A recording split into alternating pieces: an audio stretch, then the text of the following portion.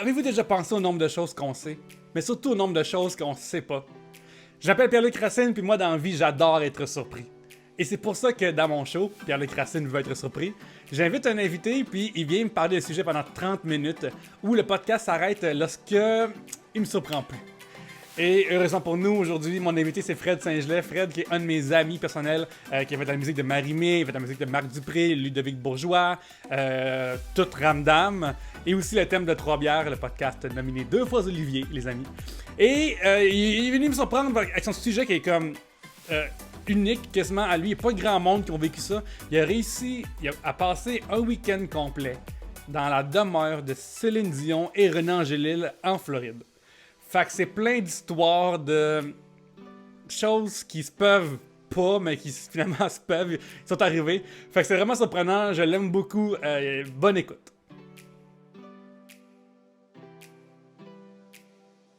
Fred Saint-Gelais, c'est quoi ton sujet et qu'est-ce qu'il y a de surprenant? Euh, Mon sujet, c'est René Angélil. Oui? Crime. René Angélil est quand même une figure importante au Québec, dans la culture Ouais. québécoise.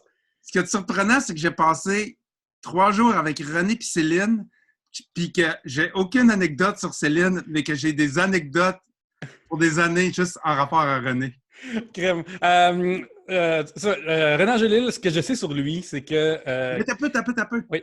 Chose surprenante, je pense que ça, c'est le seul morceau de linge que j'ai acheté en 2019. Crème, t'as minimaliste life, ça va bien. Une carte de mode, m'entends-tu? Yes. Une Ouais. carte de mode. Fait que, c'est ça. Moi, Renan Angélil, je connais juste que. Je connais pas beaucoup sur lui, en fait. Je sais que quand il était plus jeune, il avait fait, je crois, Les Baronnets, qui est un groupe de cover. Ouais. C'est un Euh, artiste. ouais. Et aussi, je sais que. Je sais qu'il a tout le temps eu l'air vieux. Genre, c'est comme Morgan Freeman, genre. Genre, c'est jamais arrivé que Renan Angélil, dans sa vie, il avait comme genre 8 ans. Là. Il a tout le temps eu l'air d'un vieux monsieur. Il est passé de vieux à plus vieux, à très vieux, Ouais. à plus là. Puis toi, ce week-end-là que tu as eu avec Céline et René, c'était en quelle année? Puis quel âge à ce moment-là? Y avait-tu 90 ans ou 95 ans? Je me rappelle pas quel âge il avait, mais il avait l'air vieux. Mais il parlait tout le temps comme ça, tu sais. J'ai l'impression que sa voix... Imagine un bébé pleurer, puis... Je l'imite pas super bien, mais tu sais, il sonne un petit peu de même. Puis c'était en 2009, je pense. J'aurais dû faire mon background check. Mais c'était en 2009. On faisait un duo avec Marc Dupré et Céline Dion pour l'album Entre deux mondes de Marc Dupré. Puis l'idée, c'était d'aller en Floride enregistrer la voix de Céline dans un studio près de chez elle parce qu'elle était enceinte jusqu'aux oreilles des jumeaux à l'époque. Fait que, en tout cas, je ne sais pas en quelle année, là, je ne suis pas exactement la Ouais, gestation. les Céline Hawley qui vont pouvoir nous répondre. Ouais, exactement. Fait que c'était ça, la prémisse, c'était ça. C'était moi puis Marc, on prend l'avion, on s'en va en Floride. La tune était déjà finie, les voix de Marc étaient faites. L'album était quasiment fini, en fait, au complet. Puis il me dit, tu sais, telle tune, je vais la faire en duo avec Céline, finalement, elle l'a entendu, puis elle a trippé, puis elle a accepté de la chanter avec moi. Fait qu'on va aller faire ses voix. Elle est enceinte, mais on va se rendre en Floride pour que ce soit plus facile pour elle, tu sais. Puis on va aller dans un studio là-bas, puis on va enregistrer la voix de Céline là-bas. Fait que c'est ça un peu la prémisse, tu sais. Puis toi, à ce Moi, j'ai moment-là, pas toi, plus... t'es guitariste, mais aussi est-ce que t'es parolier puis réalisateur de l'album ou Ouais, t'es. je suis réalisateur. J'ai coécrit un paquet de chansons avec Marc sur cet album-là.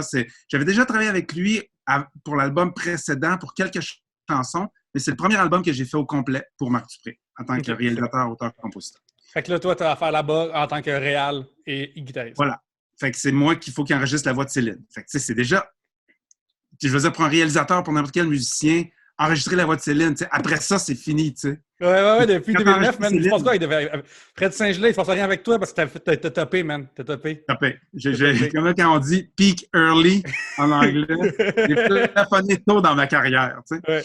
Ouais. Fait que c'est ça la prémisse de la patente. Fait que moi, j'étais excité, tu sais, on prend l'avion, on s'en va en Floride enregistrer Céline, tu sais. C'est comme, déjà là, ça marche pas dans ma tête que ça existe, tu sais, que je fasse ça. Fait que je suis super excité, puis je me disais, c'est sûr que tu t'imagines comment ça va être, puis je vais-tu rencontrer René, parce que c'est sûr que en tant que réalisateur, c'est merveilleux, Céline, mais René aussi, on connaît quand tu sais comment ça fonctionne derrière les caméras, en coulisses, à quel point les gens qui sont proches des artistes sont importants, puis ils contribuent de façon incroyable aux carrières des artistes. Pour moi, c'était aussi excitant, sinon plus, de rencontrer René, parce que, je veux dire, il est là depuis tellement longtemps. Je veux dire, il était rendu, je pense, à 171 ans à l'époque. Fait que il avait vraiment vécu, puis Ouais. il avait dû vécu. C'est approximatif. On pourra Ouais, c'est googler après. plus ou moins 5 ans seulement. Là. Ouais. Fait que j'ai une couple d'anecdotes de ce week-end-là. Puis la première anecdote, c'est quand on est arrivé là, on était logé dans. Fait qu'il y avait le domaine à Jupiter Island où Céline et René habitaient. C'était fou, là, comme place. Là, Ça, t'imagines c'est la la place maison. où il y avait leur propre glissade en arrière, c'est ça? Ouais, exactement. Crime. Mais c'était pas juste une glissade d'eau, c'était un parc aquatique. Je veux dire, la chose la plus proche de ça, c'est un resort dans le sud. Je veux dire, parce que tu avais le parc aquatique. Écoute, il y avait des trampolines. Les trampolines étaient comme encastrées dans le sol. T'sais. Fait que tu n'avais pas besoin de monter sur la trampoline, tu avais juste à sauter dessus. C'est malade aussi pour les voleurs qui viennent la nuit, genre, puis qui savent pas qu'il y a une trampoline, puis là, ils sautent sur la trampoline en voulant venir voler dans la maison. Malade de l'image. Puis il y avait comme une genre pas une piscine, mais tu sais, quand tu vas au parc, dans un parc aquatique, puis il y a une espèce de petite rivière qui t'embarque sur une Oui, oui, terrible. les Lazy River. Ouais, il y avait ça qui faisait le tour de la propriété, tu sais. En tout cas, Puis puis nous, on est-ce était qu'elle, logés. genre, c'est comme, mettons, nous autres, où est-ce que, mettons, t'achètes une bébelle, puis tu joues avec pendant 2 mois, puis après, tu joues plus jamais, genre, est-ce qu'il y allait là-dedans, je pense? Mais je pense que, tu sais, c'était des gens extrêmement. Céline est encore là, puis je suis certain qu'elle est encore aussi généreuse, mais tu sais, Céline et René étaient tellement proches de leur famille, puis tellement généreux qu'ils n'avaient pas vraiment acheté tout ça pour eux ou bâti tout ça pour eux, autant que pour toute leur famille. Tu sais. Céline, elle vient d'une famille nombreuse, fait que tout le monde a des mononcles, des matantes, des cousins, des cousines, des enfants. Tout le monde était tout le temps invité, tout le monde était tout le temps bienvenu. Puis je pense que c'est un peu pour ça qu'il avait installé tout ça, tu sais. Fait que tout ça pour dire que nous, on est logés dans il y avait des espèces de maisons d'invités autour du parc aquatique, tu sais. Hey, imagine, OK? Moi, j'arrivais pas à avoir une maison tout court. Il y a des gens qui ont des maisons d'invités, là. C'est même Ben, pas une écoute, chambre d'invités, c'est une maison d'invités, une là. maison d'invités, mais c'est. Puis, tu sais, je veux dire, la maison d'invités, j'aurais jamais une maison comme ça, là, tu sais. Tu t'imagines, pour chaque lit, tu sais, je me rappelle, là, on était, tu sais, je ne veux pas rentrer dans leur vie privée ou rentrer dans des détails, mais tu sais, ça met juste en lumière à quel point ils étaient généreux. Chaque condo d'invités, il y avait genre une chambre d'adulte, une chambre d'ado, puis une chambre d'enfant. Dans la chambre d'ado, il y avait 2 lits. Dans la chambre d'enfant, il y avait 2 lits superposés, donc 4 lits. Mais pour chaque lit, il y avait un écran plat devant le lit avec un écouteur sans fil puis une télécommande. Fait que tout le monde pouvait être en train de regarder quelque chose ou d'écouter de la musique, tu sais. Mais là, l'affaire qui est le plus surprenant dans cette anecdote numéro 1, j'ai 3 anecdotes de René de ce week-end-là. J'en reviens pas que c'est ça le setup. Le setup, c'est genre dans une maison où est-ce que chaque lit a son propre écran Ouais. individuel et ses propres écouteurs sans fil, là. Mais là, Marc, il ramasse une des télécommandes, puis tu sais, c'était en 2009, là, mais ça ressemblait d'un iPad de luxe, la télécommande. Ah Fait que oui, nous, dans le temps, c'était ça. Dans le temps, le futur en 2009, c'était les écrans tactiles. Fait que la ouais, mode, c'était vraiment avoir des écrans tactiles partout. exactement. Mais là, il y avait ça partout, puis Marc, il regarde ça, puis il n'a même pas trouvé comment mettre la télécommande à on. Oui, je me Mais, souviens. C'est les genres de logiciels Harmony, je pense, les grosses. C'est comme vraiment épais. C'est comme les terminaux au Future Shop, là, les espèces de grosses affaires épaisses, là. qui contrôle le magasin au complet. Là. Ouais. Mais là, comme Marc est en train d'essayer de voir comment fonctionne la télécommande, René Angélil rentre dans la pièce, puis il dit « Hey, salut les boys, je suis venu voir si vous étiez corrects, si vous aviez besoin de quoi que ce soit. Ouais, tu pourrais-tu aller me chercher une bière? Tu sais, je veux dire, qu'est-ce que tu dis à René Angélil qui vient de voir, qui dit... Fait que là, Marc, il dit, comment ça marche? Fait que là, il montre la télécommande à René. Mais là, René pogne la télécommande, puis il entreprend de nous donner un tutoriel comment utiliser la télécommande. Fait que là, il met la télécommande à on, puis là, il dit, là, c'est pas compliqué. C'est pas compliqué, toi. Il dit, là, vous avez tous les postes qui existent. Fait que là, vous allez dans cette page-là, vous choisissez votre pays. Mais tu choisis un pays dans le monde. Fait que là, je sais pas... On dirait genre un plan d'un genre de méchant de James Bond, là. C'est comme une Exactement. espèce de Quelle manette qui n'existe ambassade pas, là. veux-tu faire, quelle ambassade veux-tu faire exploser? Ouais, c'est Choisis ça, ton pays. exactement. Wow! C'est comme, OK. Mais là, il pèse sur genre, je sais pas moi, l'Ouzbékistan, puis là, il y a un paquet de postes de télé qui sont écrits dans une langue que j'ai jamais vue de ma vie. Puis là, il commence à s'amuser puis à nous montrer comment la télécommande marche. Puis là, il dit, ça, c'est un système, là, ça, là, c'est pas tout le monde qui a ça, là. Il dit, tous les films qui existent sur la planète sont tous là-dedans. Tous les disques de tous les chanteurs de tous les pays qui existent sur la planète sont tous là-dedans.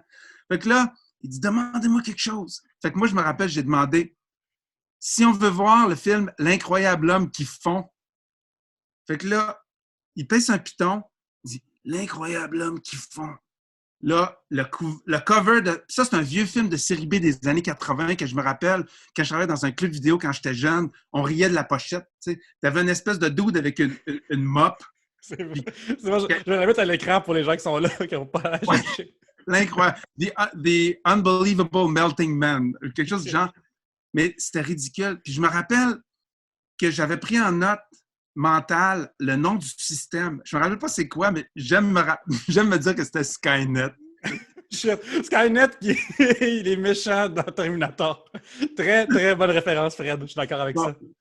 Puis je me rappelle que c'était incroyable. Il a passé à peu près 3/4 d'heure debout dans l'entrée à nous montrer comment la télécommande marchait. Puis il tripait sur le système, puis je comprends, ça n'a pas de bon sens. Ça existe. Je ne sais même pas si ça existe aujourd'hui, quelque chose du genre. Malgré qu'on a les Hulu, puis les Netflix, puis les Amazon Prime, il n'y a rien qui existe, ben, en tout cas qui est disponible pour les simples mortels comme nous, que tu peux tout avoir, ce qui existe tout le temps. Imagine juste le prix de l'abonnement de cette affaire-là. Écoute, Comme... je me rappelle, j'avais pris en note, c'est quoi cette patente-là? Je l'ai googlé, je n'ai rien trouvé. Fait qu'il y a clairement une tranche de l'Internet que nous, on n'a pas accès, que tu as accès à partir du moment où tu dépasses le net worth de 500 millions, je ne sais pas quoi. Là, il y a quelqu'un qui vient chez vous puis il arrive avec une mallette. Voilà ce qui est maintenant disponible pour vous.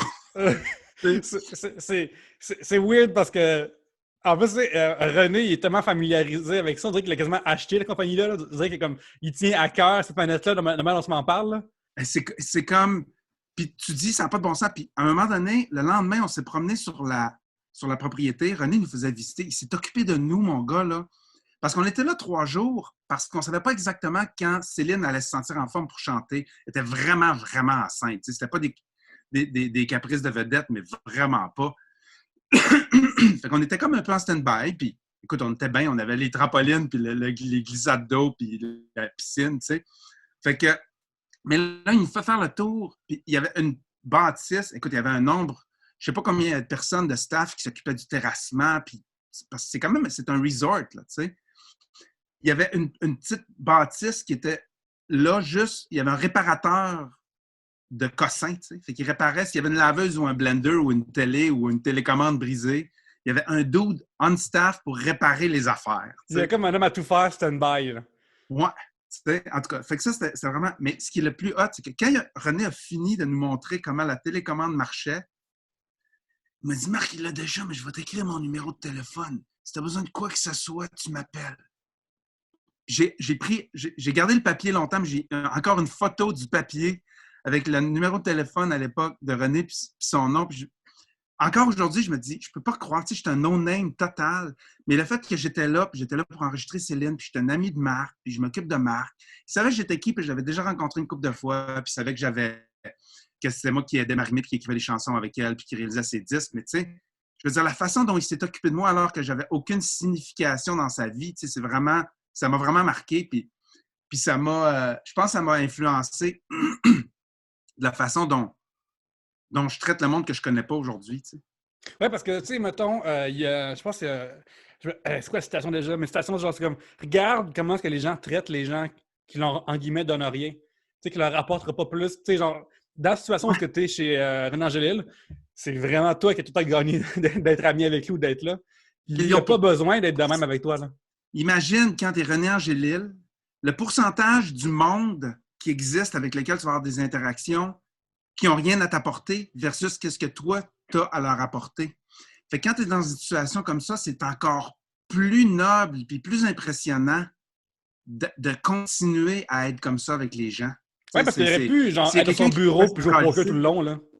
Tu sais, rendu Exactement. là. Puis juste Exactement. comme s'en ficher, là. Ouais.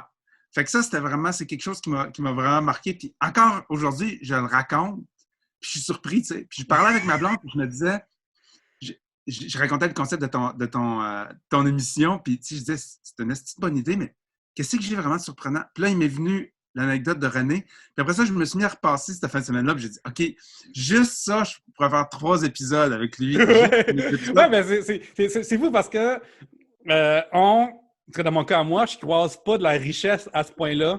Un, je croise jamais du monde riche. Mais deux, je croise pas du monde 1% riche, tu sais. Puis, ouais. tu sais, comme... Riche. Là. Riche qu'il trouve 10 000 piastres dans ses coussins, puis comme, ah, shit, mon petit change, tu sais. Puis, qu'est-ce que t'as vécu d'autre dans ce week-end-là? Je sais pas, mais en ce moment, je suis en train de vivre la différence de skin tone entre moi et toi. Ouais. Pour moi, mon studio est tellement rouge qu'il reflète dans ma face. Ouais, t'as vraiment l'air de Homer en ce moment. T'as dire que t'es comme t'es sur le bord de faut qu'on sorte de l'eau bientôt, là. J'ai-tu de l'éclairage supplémentaire que je peux... je sais pas si ça va aider ou je vais juste être plus rose. Non, ça va avoir l'air maintenant Stéphane Rousseau-esque. OK, en tout cas. OK, fait que le lendemain, on reçoit l'appel. Céline est en forme, ça lui tente de chanter. On partirait dans une demi-heure pour le studio, je vais vous donner un lift. Ils n'ont même pas de studio à la maison, ça c'est surprenant. J'aurais cru que. Non. C'est un studio vraiment qui était à 15 minutes. Un super studio en plus, tu sais, qui était vraiment pas loin de chez eux, puis qui ont souvent utilisé. Ils ont enregistré plusieurs albums là, puis tout. Fait que c'est bien parfait. Mais là, Marc, quand René, il dit « C'est moi qui vais vous donner un lift », Marc, il me pogne le bras, puis il a fait une face d'épouvante. Je me dis « What the fuck ». Fait que là, Marc, il raccroche parce qu'il était sur mes lips, tu sais. Il dit « On peut pas embarquer avec René, man. C'est la personne la plus distraite au volant. Il raconte des histoires, il regarde pas pendant tout ce qu'il va. Il dit « Je me demande comment ça se fait qu'il est encore en vie. » Je savais vraiment pas cette affaire-là. C'est vraiment un fun fact incroyable. À quel point que la réputation de quelqu'un qui conduit mal parce qu'il parle trop. C'est fou, là. C'est ça, c'est quand. Mais moi, je connais Marc, tu sais, puis Marc est tellement drôle, puis c'est sûr qu'il est Big Fish, là. Il est du genre à en rajouter pour faire rire le monde. Fait que moi, je me dis, il exagère, c'est sûr. Je veux dire, how bad can he drive, tu sais? Mais là, on embarque dans le char, puis c'est vrai qu'il était assez impressionnant. Je veux dire, il jasait, puis il raconte des affaires, puis il se rend compte qu'il est à moitié sur l'autre voie, il revient, puis il part à rire. Mais Marc, tu sais, Marc, il est déjà nerveux, je pense, en auto.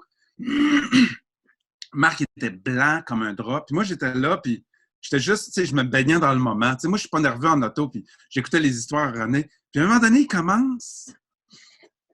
Ça, c'est ma deuxième anecdote. Il commence à virer les postes. Il venait juste d'avoir un nouveau système de radio satellite. Je sais pas c'est quoi.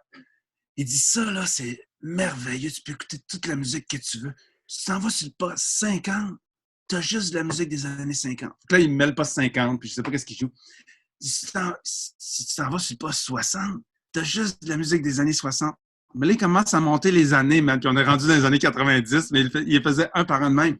Il dit, c'est rien, ça. Il dit, il y a même un poste qui a juste de la musique d'Elvis 24 heures sur 24. Fait que là, il syntonise le poste d'Elvis, mais comme il vire le piton, son téléphone, qui est connecté en Bluetooth avec sa radio, sonne. Fait que là, il dit, ah, je pense que c'est justement Elvis qui appelle. Fait que là, on part à rire. Il était vraiment rapide. Sauf que là, il répond au téléphone, puis il dit, Hey Elvis, how's it going in Memphis? Mais là, je ne sais pas c'est qui l'appelait, mais c'est un de ses chums probablement qui a comme juste embarqué dans le joke. Il a pogné un accent du Sud, puis il commence à dire Yeah, it's going well, Renee. The kids are good. My wife is good. And we're renovating Graceland. Et là, moi et Marc, on se regarde. Puis là, on commence à jaser. Fait que là, lui, il se défait sur mes lèvres, puis il continue à parler à un de ses chums. Moi, je me rappelle, je me suis reviré vers Marc, j'ai dit Sérieux, Marc, si Elvis n'est pas mort, puis il y a une personne qui a accès à Elvis, c'est qui vous devrait? qui passe une fois de temps en temps, c'est René Angélil, c'est sûr, tu sais. Il appelle René pour avoir des conseils, tu sais. Ah, je devrais-tu accorder la licence pour mon album de Noël? Tu sais, c'est clair. C'est fou parce que Renaud Angélil, à cette époque-là, c'est la folie. À ce temps, ça s'appelle Spotify, là. Genre, Spotify, t'as la playlist de ce que tu veux quand tu veux. Puis en 2009, c'était de shit, là. Exactement. Oh, oui, ça, c'est clair. Mais lui, il avait le Spotify, mais de films, puis de séries télé, puis de tous les pays. Tu sais. Je veux dire, même Netflix, c'est comme géolocalisé, là, tu sais. Tu peux commencer à écouter une série au Canada, une série américaine, là, Ouais. au Canada. Là, tu arrives en vacances aux States, puis tu n'as plus accès à la série parce que la licence, c'est juste, je sais pas comment ça fonctionne, là, mais c'est... C'est comme. Le Jupiter Island, c'est quasiment genre une île dans une mer universelle, là. Tu sais, genre, quand il n'y a plus de loi, puis ils font leur propre shit, puis leur propre. Ils ont tout ce qu'ils veulent, là.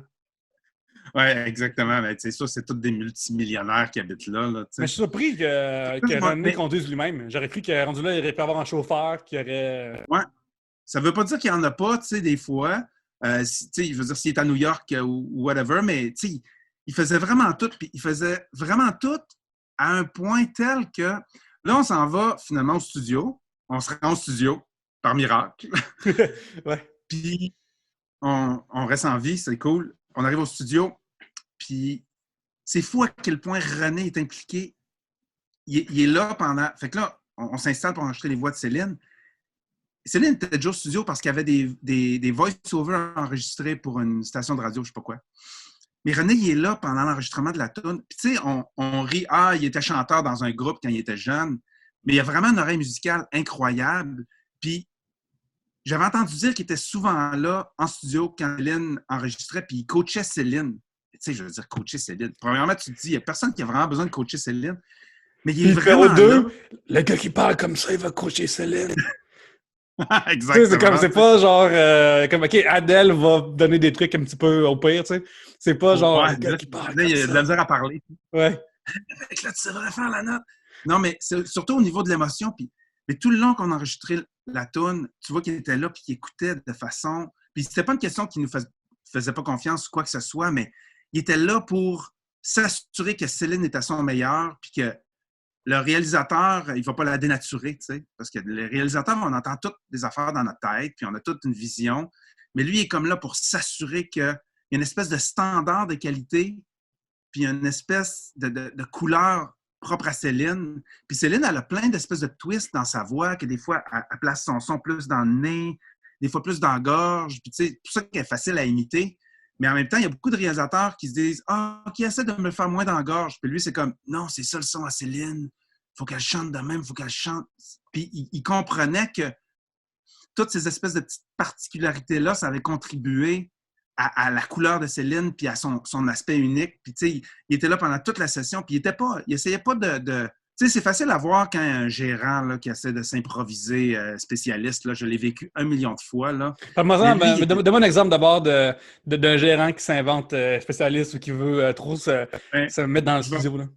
vais pas nommer de nom, mais tu sais, je veux dire, ça m'est tellement arrivé d'avoir un gérant assis là, puis qui parle par-dessus moi, puis que je suis obligé... L'année passée, là, j'ai été obligé de crisser une gérante dehors de mon studio. Wow, Carrément. parce que la fois, c'est quoi ce conseil? C'est comme que non, mon artiste fait pas ça, ou c'est genre mon artiste et son image, c'est ça? Exemple, si l'artiste est mal préparé, ça arrive très souvent. L'artiste, tu sais, je veux dire, bon, on écrit la tune, ça fait 3 semaines, mais là, on est cédulé pour enregistrer les voix pour la chanson, puis ils n'ont pas réécouté la tune une fois, tu sais. Fait qu'ils reviennent, puis ils se rappellent plus ou moins de la mélodie, ils connaissent pas les paroles, blablabla. Fait que, tu sais, des fois, la première heure de la session, là, c'est l'artiste dans le bout d'enregistrement de voix, mais on n'enregistre pas vraiment grand-chose. On fait juste remettre la chanson dans la tête, puis dans la voix de l'artiste, puis euh, retrouver le moment puis l'émotion qui était là quand on a écrit la tune. Fait que ce que l'artiste est en train de chanter, là, moi, je ne suis pas en train de me dire la note est-tu fausse, il y a assez de sourire dans la voix. Je le sais qu'on est en train de rouler la toune, juste pour la remettre dans la tête à l'artiste avant même que je commence à commenter sur la justesse, à commenter sur l'intention, sur l'émotion. Mais là, la gérante là, qui est là, ah, mais là, non, il n'y a pas assez de sourire dans la là, c'est pas tout de suite. On va. Tu sais, puis tu essaies de. Puis, tu sais, il faut se rappeler qu'un artiste qui est dans l'isoloir en train de chanter devant le micro, il est dans une position vulnérable. Il n'y a pas besoin de 14 personnes dans l'autre pièce en train de parler puis de donner leur avis. Tu sais. Fait que c'est mieux qu'il y ait le moins de monde possible qui interagissent avec l'artiste. Puis si tout le monde fait sa job, tu sais, mais les gérants, ils veulent juste être utiles, puis Et des fois, ils font pire que bien. Fait que, ben, la manière dont René était là, lui, c'est vraiment comme ah, attends un peu, mon expertise dit que t'as l'affaire. Non, il était vraiment juste là. Il écoutait vraiment attentivement. Puis, je me rappelle à un moment donné, l'anecdote que je viens de raconter, que j'essayais de faire chanter, de faire déplacer le son de Céline un peu plus haut dans la gorge. Là, je ne veux pas rentrer trop techniquement, pour moins que ça sonne. Puis c'est là qu'il a dit, tu sais, ouais, Fred, je comprends ce que tu veux dire. Puis les réalisateurs ils disent souvent ça, mais ça fait vraiment partie du son de Céline. Puis on aime mieux pas toucher à ça. Puis j'ai trouvé, c'était tellement pertinent. Puis c'est tellement une question de goût. Puis c'est vrai. Puis moi, je me rappelle, autant que j'adore Céline puis que j'admire son talent, il y a certains aspects de sa voix que je me suis souvent dit, ah, moi, j'aurais fait chanter différemment. T'sais. Si ça avait été moi qui avait. Parce que tu sais qu'elle est capable de faire n'importe quel son avec sa voix, là. Mais lui, il était là pour faire la police de non, Céline, c'est Céline, puis il faut qu'on préserve sa couleur, puis son aspect unique. Puis, tu sais, il intervenait plus dans ces affaires-là. Puis, à un moment donné aussi, qu'il a parlé. Là, Céline, tu deviens paresseuse un peu, là. Faut que tu... Oh shit! S'il y a une personne sur la terre qui peut être traitée, Céline Dion de paresseuse. Ouais. C'est René Angélil. Mais c'est parce que les artistes, là, ils bénéficient tous d'avoir quelqu'un qui leur dit la vérité. T'sais. Ouais. Il y a un moment où tu atteins un niveau en tant qu'artiste où tout le monde te liche le cul, on s'entend. Là.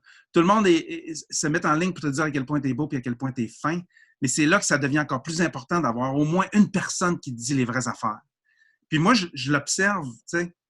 Je l'observe des artistes québécois, mais des artistes internationaux qui, à partir du moment où ils atteignent un certain niveau de stardom, ça paraît dans leur choix qu'ils commencent à arrêter d'écouter les gens qui leur donnent des bons conseils autour d'eux. Puis ils commencent à prendre des moins bonnes décisions, puis faire des virages weird, tu sais. Ou tu sais, comme, mettons, juste une longue session d'enregistrement, c'est long, tu sais. Puis des fois, on peut perdre la concentration, on peut perdre de l'énergie, on peut perdre... Puis tu peux devenir, sans t'en rendre compte aussi, paresseux, genre, tu peux juste faire comme, OK, on va juste traîner ici. Fait avoir quelqu'un qui dit comme, hey, on travaille, là. Exactement, c'est super important. Surtout quand tu performes à un niveau comme Céline performe quand elle chante. Elle utilise 100% de son registre vocal dans quasiment toutes les chansons, tu sais. C'est sûr que tu peux te fatiguer et tu peux développer des trucs pour être capable de pogner la note, mais de pousser la note un petit peu moins pour que tu sois capable de la refaire 40 fois si le réalisateur te demande de la refaire 40 fois, tu sais. Puis en plus, on se rappelle à ce moment-là que Céline Dion est ultra enceinte aussi, là. Fait que, tu sais, dire à sa femme enceinte, tu deviens paresseuse, c'est vraiment quelque chose, là. Faut vraiment que c'est comme, il y a plein de layers que ce monsieur-là peut faire, là. Genre, parce que personne va dire à Céline Dion, t'es paresseuse. En plus, t'es enceinte, puis on a 3 jours. Ouais, c'est fou qu'on s'y pense. Il y avait une relation de travail, puis une relation personnelle qui était peaufinée sur des décennies, tu sais, puis qu'à un moment donné, il y avait une confiance mutuelle tellement profonde. Puis aussi, leur mécanique avait prouvé encore et encore que ça marchait, là, tu sais. Fait qu'à un moment donné, si ça fait des années que tu fonctionnes comme ça, puis le résultat est là, touche pas à ça, là. Ouais, ça, puis elle devait comme... C'est comme quand tu traînes un peu les pieds, puis quelqu'un te donne un petit coup, là, comme « Hey! » Puis elle doit savoir que, ouais, c'est vrai, là, je m'en viens un petit peu fatigué, tu sais. Oui, puis en même temps, ça kick l'orgueil aussi. Quand tu dis ton chanteur, tu sais, les chanteurs et les artistes en général, c'est des gens qui ont un ego assez fragile. Quand tu passes sur le piton et tu dis excuse-moi, Céline, là, tu commences à être paresseuse un peu. Il y a l'espèce de petite fierté qui fait ah ouais, hein, tu trouves? Fait que là, les 3-4 takes d'après, là, c'est comme la stratosphère. Moi, j'ai utilisé ce truc-là 1 million de fois. Faut... Aussi, tu sais, puis surtout, tu sais, ça marche encore mieux avec les hommes parce que les hommes sont encore plus orgueilleux. Tu sais. Fait que si je dis à Marc Dupré, voilà mon big, cette note-là, je pense qu'on va changer la mélodie parce que tu n'appognes pas vraiment. Oh my God! Il embarque sur l'overdrive puis tu vas l'avoir ta note. C'est sûr et certain. Là. Ouais. Fait que ça, c'était ma deuxième anecdote. Okay. Que René Angélil a parlé à Elvis Presley dans ma face. Ouais. Sûrement pas, mais peut-être. Puis l'autre anecdote est plus courte, mais je me rappelle, OK, fait que là, j'étais là pendant 3 jours. Le dernier jour, on est censé prendre l'avion. Puis René, il vient nous voir et il dit là, les boys, vous n'avez pas besoin de prendre l'avion. J'ai des commissions à Montréal, mais vous donnez un lift. Mais là, moi, je regarde Marc, on va dire il ne va pas nous reconduire jusqu'à Montréal, 32 heures de route. Mais finalement, non. Il allait à Montréal en jet privé. Fait que dans le fond, il nous invitait à embarquer avec lui dans son jet privé. T'sais. Fait que là, moi, je me disais, quelle façon surréaliste de terminer un week-end surréaliste. Mais surtout, comme, j'ai des commissions. J'ai des commissions. Tu sais, mettons, dans tout à moi, un jet privé, c'est pour sauver l'humanité. C'est pour le président qui a comme de quoi d'important à faire. C'est pas pour faire des commissions, c'est ton jet privé, là. C'est quoi cette vie-là, genre? Hey, il me Des fois, manque du des café. commissions, Il manque du café à Montréal. Je vais aller prendre mon jet privé pour prendre du café puis un paquet de sauce Saint-Hubert, là. Le pire, c'est que j'ai entendu des légendes urbaines de Elton John qui envoyait des hélicoptères en France à partir de Londres chercher un fromage, genre, qu'il aimait à Paris, puis qui était juste disponible dans une petite fromagerie de quartier à Paris, puis il envoyait quelqu'un en hélicoptère en chercher. Je sais pas si c'est vrai, là. Finalement, je sais pas c'était quoi les commissions à René, mais finalement, c'était hot parce que lui, il partait juste le soir. Fait que ça nous faisait une journée complète d'un glissade d'eau. Fait qu'on a passé une journée à faire de la trampoline, puis des glissades d'eau, puis de la lazy river, tu sais, avec Marc, puis l'ingénieur de son. Puis le soir arrive, fait que là, René, il vient nous chercher, mais là, c'était pas lui qui conduisait, c'était quelqu'un d'autre. On s'en va à l'aéroport. L'aéroport était peut-être à 45 minutes d'où il habitait, tu sais. Là, à un moment donné, le téléphone à René sonne. Fait que là, René répond, il dit « Oui, allô? OK, ouais. Du macaroni à la viande, puis de la crème glacée au Oreo. OK, merci. » Il raccroche. Tu dis, tu sais, quand t'entends juste la moitié d'une conversation, tu dis, qu'est-ce qui s'est dit l'autre bord, tu sais? Fait que j'y pense pas plus que ça. On continue la route, on arrive à l'aéroport. Tu sais, c'était vraiment comme dans un film. Il y a vraiment juste un avion sur le tarmac qui nous attend. On arrive en char, direct à côté de l'avion. On débarque du char, on embarque dans l'avion. C'est vraiment comme si on avait des mallettes remplies d'argent ou de drogue. C'est un petit avion, genre comme on voit, là. Fait qu'il y a juste des divans un peu, là. Il n'y a pas vraiment de... Ouais. C'est un Challenger. J'ai des photos. Je peux peut-être retrouver une photo. Je sais pas si tu mets-tu des... Ouais, je peux en faire. Je peux le mettre, ouais. Je peux le mettre si tu m'en envoies. Je vais essayer de retrouver une photo de moi dans le jet privé avec René Angélil dans le background. Mais là, on arrive dans le jet, puis tu sais, c'est super beau, là, il y a des divans en cuir, puis tu sais, comme... Ouais, mon frère est pilote d'avion, puis il pilote ce genre d'avion-là, mais ça, c'était comme... de luxe, comme chez de luxe, là. En tout cas, fait qu'on embarque dans l'avion, puis j'étais avec Marc, puis on jase, puis à un moment donné, l'agent de bord arrive avec de la bouffe, puis on a toute une assiette. J'ouvre l'espèce de petite coupole, c'est du macaroni à la viande puis de la crème glacée au Oreo. Wow! Wow! Wow! T'as ton jet privé puis tu fais de la bouffe d'enfants de 12 ans, genre. C'est fou, là. Mais c'est parce que tu dis, il y a eu un gros maximum d'une demi-heure, 3/4 d'heure entre le moment où il a dit du macaroni à la viande puis la crème glacée au Oreo puis le moment où on est arrivé puis on a décollé, là. Fait que c'est sûr qu'il y a toujours une possibilité que la personne ait donné 2-3 choix au téléphone puis qu'il a sélectionné un des choix, mais quelles sont les chances qu'ils vont te servir du macaroni à viande dans un fucking jet privé, tu sais? Ouais. Puis la crème glacée aux Oreos, là, je veux dire, j'aurais cru qu'il y aurait du caviar ou genre rendu là comme un steak incroyable. Là. Fait que tu dis, il y a quelqu'un qui a... En tout cas, j'aime penser qu'il y a quelqu'un qui a raccroché puis qui s'est mis à cuisiner direct là pour que ça soit prêt dans 40 minutes quand l'avion allait décoller, tu sais. Puis j'imagine que, tu sais, c'est un bon mac and cheese de manger. C'était clairement pas, genre, du craft dinner, là. Non, c'était vraiment du macaroni à viande comme quand j'étais petit, là. Macaroni, viande, céleri, oignon, jus de tomate. Boum. Crème. Vraiment, le macaroni québécois, là, que t'as probablement mangé, même si t'es semi-colombien. Ouais. T'es colombien ou t'es... Je me rappelle jamais. Moi, je suis né en Colombie, mais je sais pas tant d'affaires sur mon passé. Fred! Tu parles pas espagnol, hein? Le podcast dure 30 minutes dans les règles, puis j'ai dépassé un peu parce que cette histoire-là est incroyable. Hey, tu m'as vraiment surpris du début à la fin, pour de vrai. Genre, c'est un de mes entretiens préférés, vraiment. Mission accomplie. Yes. Les gens qui veulent te suivre font ça où? Écoute, je suis pas si actif que ça ces temps-ci sur les réseaux sociaux, mais c'est toujours Instagram, @FredSaint-Gelais. Puis une niaiserie de temps en temps. Hein. C'est ainsi, il y a des amis qui me demandent d'enregistrer des covers pour des raisons ou pour d'autres. Je dis toujours non d'habitude parce que j'ai pas le temps, mais là, j'ai rien d'autre à faire en confinement.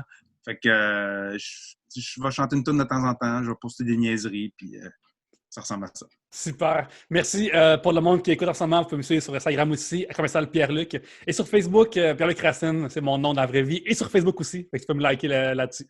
Fait que merci beaucoup, Fred. Vraiment, vraiment, merci beaucoup de ton temps. C'était vraiment des histoires incroyables. Quel week-end, pour vrai. Genre, grand plaisir, mon ami. Ouais. Et à la prochaine. Bye.